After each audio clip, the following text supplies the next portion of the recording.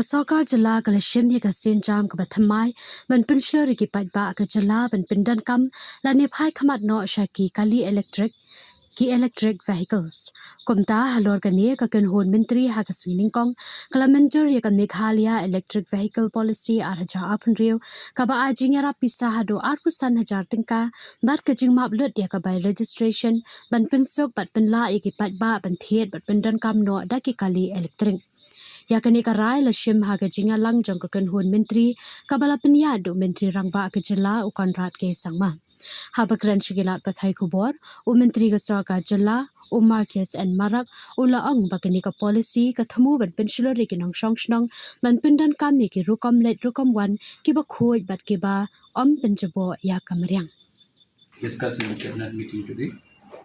So number one was amendment to new township development agency rules 2012, which was decided in the year 2012 with regard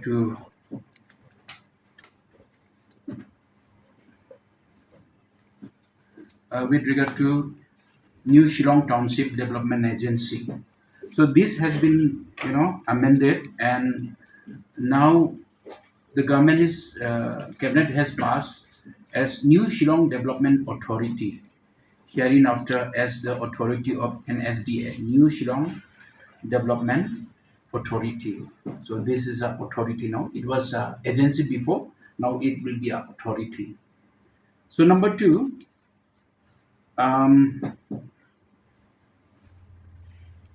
will be extension of chief technical advisor. A good number of people who have come up for the electric vehicles. Exact number I'm not remembering. There are district-wise, report which was given there. The network is not working. More than 5,000, I think, it's there. Now, government is, encouraging the people to go for electric vehicles, and that is the reason why incentives are being given, 25,000 per vehicle, and also registration fee will be totally free. And government is working on certain numbers like scrappage.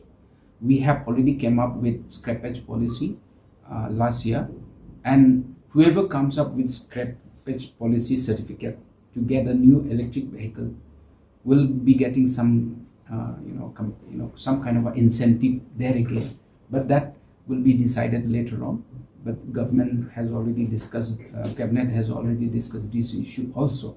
So there will be lots of incentives if any person is going for an electric vehicle. What about the charging points? Charging points are not that difficult. Charging points can be met at any place. In your house also you can make a charging points.